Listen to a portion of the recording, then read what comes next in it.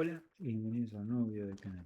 El día de hoy vamos a ver el RIN 10 de Quantitative Method acerca de regresiones lineales. Decidí saltear el RIN 9 porque es sobre test de hipótesis paramétrico y no paramétrico. Ya lo vimos un poco en el RIN anterior y es muy cortito y no lo veo tan relevante como si este RIN. Este RIN la verdad que es bastante importante tanto para el nivel 1 como para el nivel 2. En el nivel 1 vamos a ver regresión lineal simple, es decir, eh, con una sola variable, pero en el nivel 2 van a haber regresiones lineales múltiples, o sea, con muchas variables. Entonces, me pareció más importante enfocarnos directamente en este reading y saltear el 9 de última. Una vez que terminemos todos los módulos de Quantitative Method, este sería el último grande. Después quedaría algo de Big Data más relacionado a FinTech, que voy a ver tal vez que lo haga en un único video donde incluya partes que me quedaron pendientes de videos anteriores, con este RIM 9, con el último RIM, y hago un video todo junto y así enfocamos en donde es más importante. Bueno, pasemos a lo que es necesario aprender, como hacemos siempre en los videos, en este RIM, ahí se los dejo. Todos los tópicos que son necesarios que tengan eh, bien estudiados, que los entiendan, que los puedan tener fresco en la cabeza a la hora de ir al examen. Bueno, qué es la regresión lineal, básicamente? Es tener una variable que yo quiero explicar con otra variable que me permite explicar esa variable. O sea, me permite hacer una predicción acerca de una variable. Es decir, tengo una variable independiente, que es la que va a explicar, con otra variable que es dependiente, con la que yo quiero eh, estudiar básicamente, ¿no? O sea, la y, que es la dependiente, y la x, que es la independiente. Después vamos a ver algunos ejemplos, así queda bien claro. Ahí les dejo la fórmula, es importante que se acuerden la estructura de la fórmula. Puede haber algunos cambios, así está en el CFA, pero puede si agarran, por ejemplo, algún libro de econometría o algún otro libro, puede ser que haya algún pequeño cambio en las anotaciones de la fórmula y en vez de B0 aparezca alfa. Sería alfa más beta 1 más la variable independiente más los errores. Así lo pone el CFA, B0 y B1. Y esa sería la fórmula. La primera fórmula que está en amarillo sería la fórmula con la que yo voy a hacer la regresión lineal. Es decir, tengo datos observados y en base a los datos observados calculo la regresión lineal. Y la fórmula azul es la que me va a permitir estimar o predecir hacia adelante. Fíjense que tiene un sombrerito, generalmente se le dice ahí sombrero, o, que sería básicamente la variable proyectada a futuro en base a la variable independiente. ¿Sí? Entonces, ahí les dejo básicamente qué significa cada digamos, componente de la fórmula, pero básicamente lo que se tiene que acordar es que va a haber una variable que es independiente y esa variable me va a explicar otra variable. El B0, que es el intercepto, después ahora vamos a ver, o ahora seguramente se los comenten más en profundidad, pero básicamente la regresión lineal lo que me permite es generar una recta. Ahora, después vamos a entrar bien en detalle, pero me va a permitir crear una recta. eh, y básicamente el B0 sería la ordenada del origen de esa recta, es decir, de dónde parte esa línea recta. eh, que es el valor que va a tener y cuando x sea 0. ¿Sí? Si x es 0, y va a tener como mínimo ese valor. Y B1 es la pendiente de esa curva. ¿Sí? Qué tan empinada o no va a estar esa curva, esa línea. Es decir, va a ser la sensibilidad que tenga la variable dependiente a la variable independiente.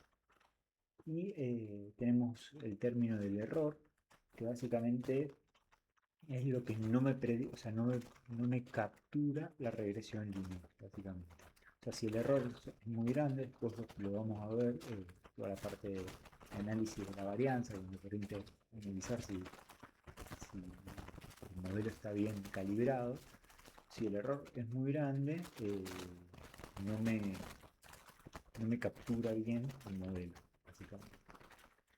Y ahí les dejo el OLS, que es el Ordinary Least Square, que,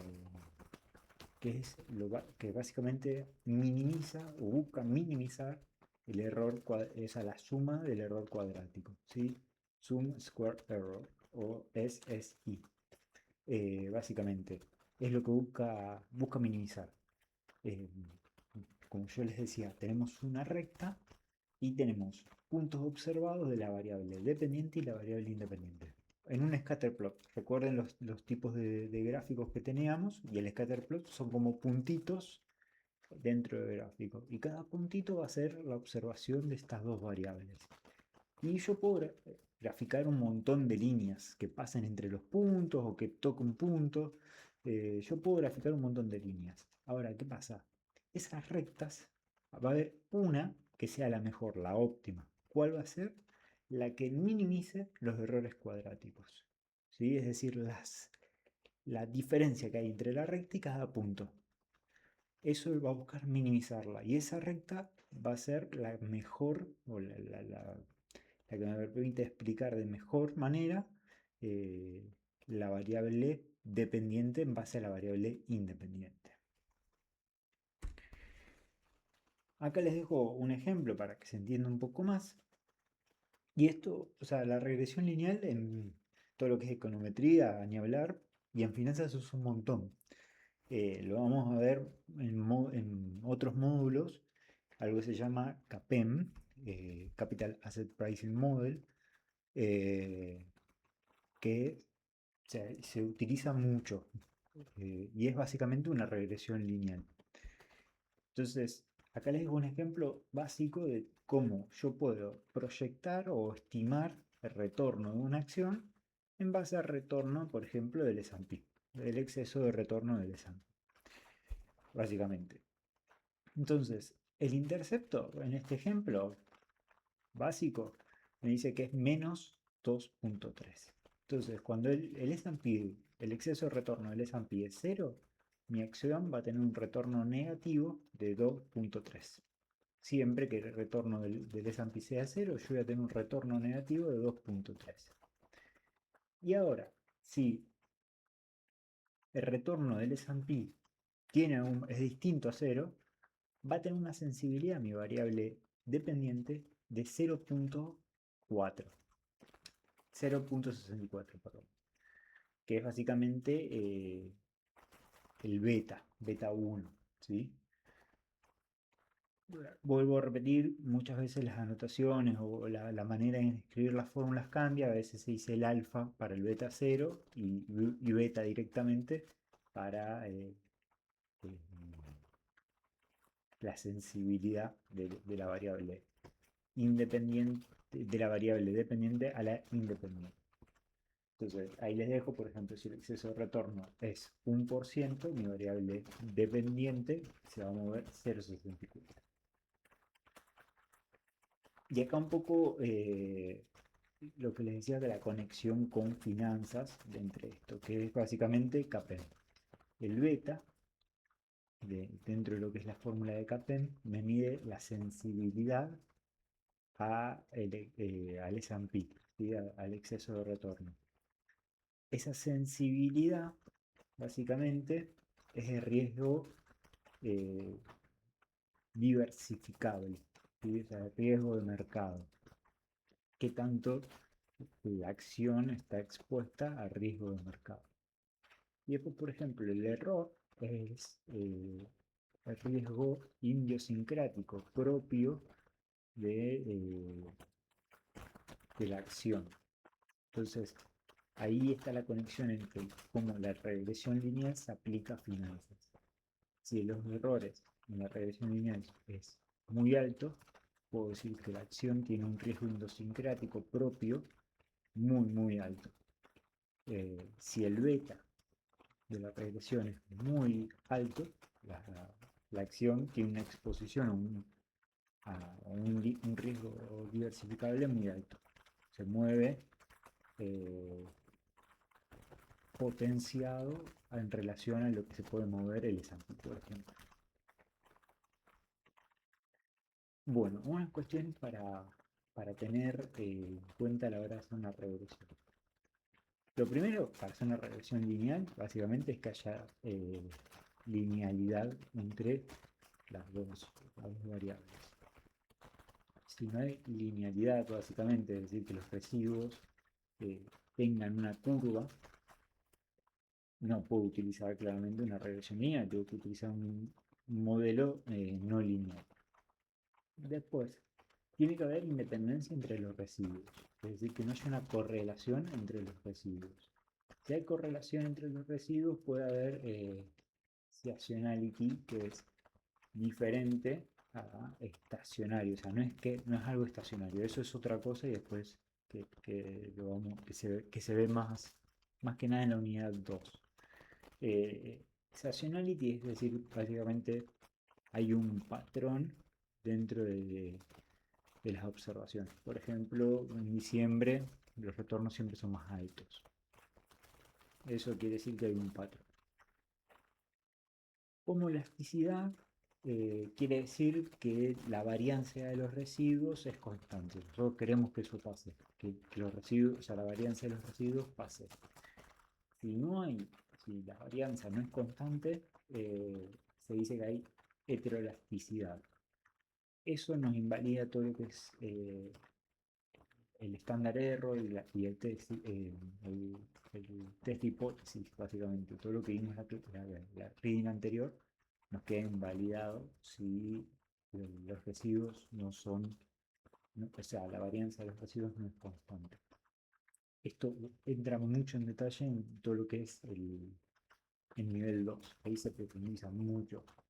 Y también algo que se suma en la regresión lineal es que los residuos se comporten de manera normal, básicamente. Y algo que nos dicen que es importante es que si la cantidad de observación es muy largo, por teorema central del límite, podemos inferir o podemos asumir que los residuos se comportan de manera lineal. Bueno, acá ya entramos en lo que es análisis de varianza, o lo que se conoce como ANOVA o ANOVA Table. Esto lo van a encontrar en cualquier software, digamos, de econometría, incluso en Excel, si utilizan lo que sería regresión lineal, les pregunto si quieren mostrar o no la tabla de ANOVA. Lo van a encontrar siempre, cada una regresión lineal lo van a encontrar. Y es importantísimo. Por ahí en una regresión lineal, o sea, simple, en este caso que hay una sola variable independiente, no es tan importante. Es mucho más importante cuando tenemos múltiples variables. O sea, es una regresión múltiple. Ahí sí toma muchísimo más relevancia. ¿Por qué? Porque todo lo que vemos de min square, que sería ms, puede ser diferente al total sum square o sum square regression, o sea, puede ser diferente. Entonces ahí nos permite analizar en su conjunto cómo el modelo captura bien o es explicativo. En cambio, cuando hay una única variable, todo lo que es mean square es igual a sum square tanto de la regresión como del error. Entonces, tenemos total sum square, que sería la variación total, es ver cómo las observaciones de I, de la variable independiente, están alrededor de la media. ¿Sí? ¿Qué tanto se desvían las observaciones de la media? Después tenemos el Sum Square Regression, que es ver cómo las observaciones proyectadas de I varían en relación a la media. Y después tenemos los errores, que es ver las observaciones de I, digamos, a lo que nosotros vimos en el pasado, con las observaciones de I en el futuro, y se calcula la diferencia. Entonces eso nos permite analizar cómo está calibrado el modelo, ¿sí? Nos permite ver eso. Las fórmulas, a ver, como digo siempre, si se las acuerdan y se las saben, mejor, pero es más importante para el nivel 2. Ahí es más probable que le haga pedir el cálculo de las fórmulas, y ahí se la van a tener que saber bien. Para el nivel 1 tienen que entender un poco qué quiere decir cada uno. Por ejemplo, el Sum Square Regression me explica la variable independiente, qué tan explicativa es la variable independiente. El Sum Square Error nos muestra si hay mucho error, algo que el modelo no lo explica bien. ¿Sí? Tener más que nada los conceptos. Fórmulas, ya les digo, me parece que es más necesario para el nivel 2 que para el nivel 1. Y acá también entramos para saber lo que es coeficiente de determinación, el R cuadrado, y el estándar de error de la estimación. También esto nos permite saber si el modelo está bien calibrado. Y el estadístico es el R cuadrado es un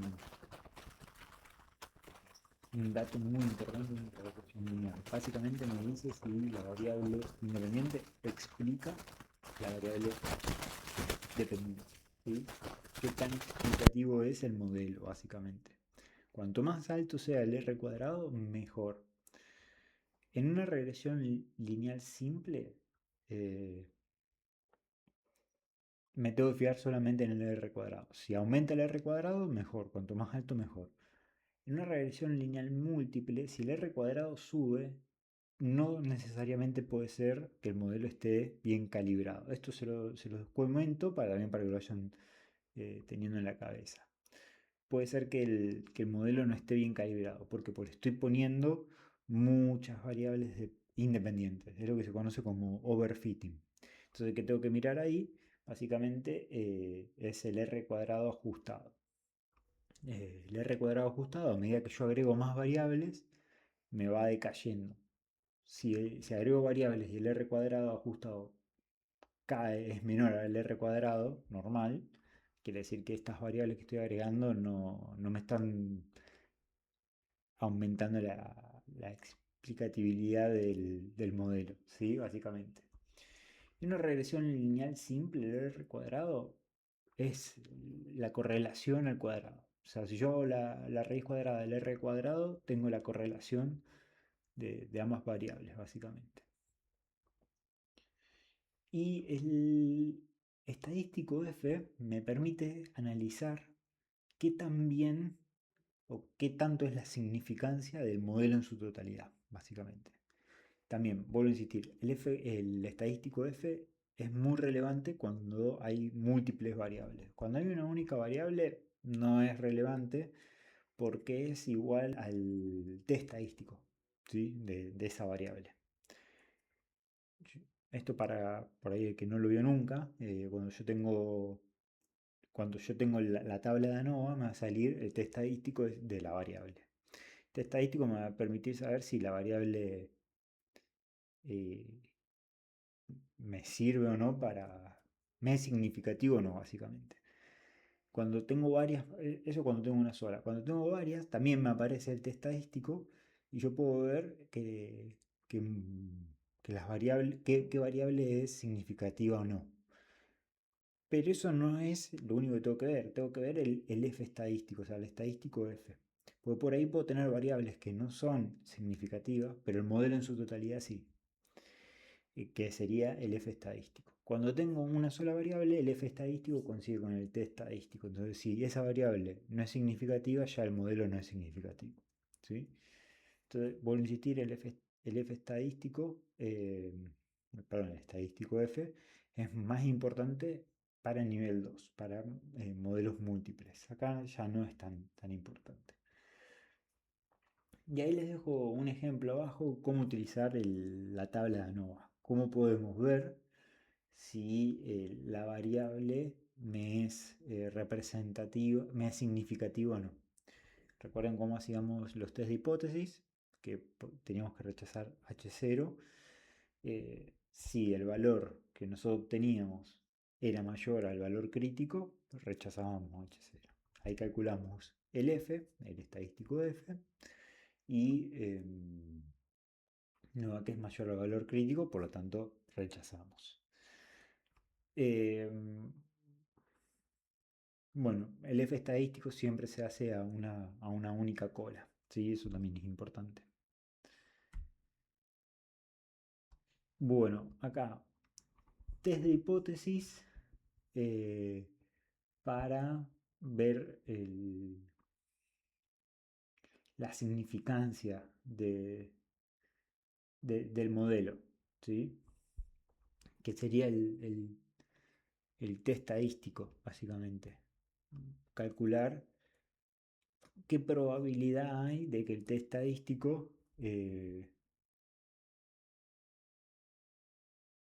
sea distinto a cero o no, ¿sí? O sea, si podemos rechazar o no el test estadístico y que la variable independiente sea significativo para el modelo, básicamente, ¿no? Recuerden cómo calculábamos el valor que queríamos comparar con el valor crítico, ya sea cualquier test de hipótesis que hacíamos. En este caso hacemos el test estadístico, que sería el valor que nosotros observamos menos 0 en este caso, porque queremos ver que sea, lo que buscamos es que sea diferente a 0, dividido el estándar error del beta 1, ¿sí? El estándar error muy probablemente se lo terminen dando, no es algo que lo van a tener que calcular, ni mucho menos. Entonces ahí podemos compararlo con el T crítico y podemos ver, podemos rechazar H0 o no, eso lo van a tener que calcular, y ver si es significativo o no la variable. Ahí también les dejo un ejemplo y cómo calcular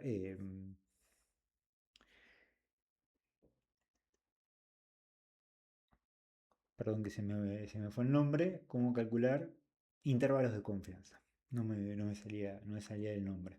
Intervalos de confianza para ver con qué probabilidad puede caer, o en qué valor, en qué rango de valor puede caer el test estadístico. Bueno, variables dummy. Básicamente es cuando tengo una variable independiente que es sí o no, básicamente. O sea, está o no está, se presenta o no se presenta. Por ejemplo, en el ejemplo que les pongo es earning, lo que yo quiero explicar, y la regresión es la variable independiente. Entonces, si hay regresión va a ser 1 y si no hay regresión va a ser 0. Entonces, los dummies siempre van en 1 y 0. 1 es que está, 0 que no está. 1 que está, 0 que no está. Básicamente son variables que no tienen número, son más variables cualitativas que cuantitativas, ¿sí? Y bueno, ¿cómo yo puedo utilizar la regresión para predecir, básicamente? Recuerden que, como les decía, que nosotros hacemos la regresión para poder hacer un forecast, es decir, una proyección hacia adelante.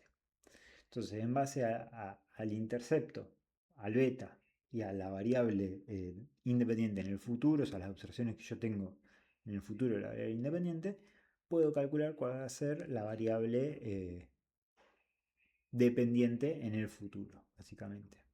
Entonces ahí yo les dejo un ejemplo. Por ejemplo, la acción ABC.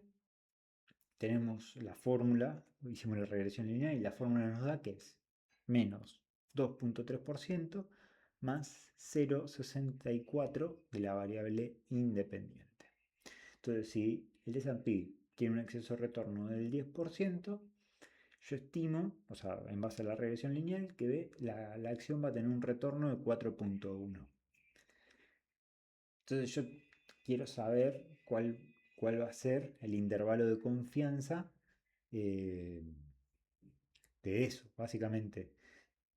En dónde se va a poder mover con el 95%. Yo puedo decir que la variable va a tener estos valores con el 90, o sea, va a tener este rango por el 95%, básicamente, ¿no? Entonces el estándar error, eh, perdón, sí, correctamente, que es 3,67, calculo el t al 95%. Recuerden que esto probablemente se los tengan que saber de memoria, ¿sí? Cómo son los test, los test estadísticos y los z estadísticos a estos valores, que es 2,03. Entonces con eso calculo los intervalos de confianza y puedo decir que la acción va a tener un rango de retorno entre menos 3,4 y 11,6, básicamente, ¿no? Y ahí les dejo la interpretación, le digo que puedo hacer una proyección en base al exceso de retorno del S&P de cuando es el 10%, con un 95% la acción va a estar entre menos 3,4 y 11,6.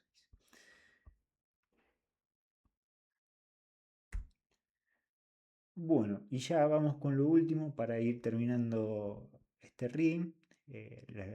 Como les decía al principio, un RIM extenso e importante, importantísimo que este RIM lo tengan muy fresco y que lo aprendan bien por eh, la interacción o la conexión con otros conceptos que van a ver más adelante. Y también les recuerdo algo que ya les he dicho en videos anteriores, que tengan la agilidad de hacer esas conexiones, de decir, bueno, veo CAPEM y digo, ah, esto es regresión lineal, ¿cómo es la regresión lineal? Así. O veo regresión lineal y lo puedo conectar con CAPEM. Y así. Tienen que interconectar los conceptos porque al ser un montón, por ahí es la manera más práctica y más fácil de estudiarlo. Bueno, acá vamos a ver diferentes modelos que podemos combinar lo que sería modelos logarítmicos con modelos lineales. Eso también lo van a ver mucho con el nivel 2, con lo que es autocorrelación, otros tipos de modelos. eh, y en el nivel 2 lo van a ver con más profundidad.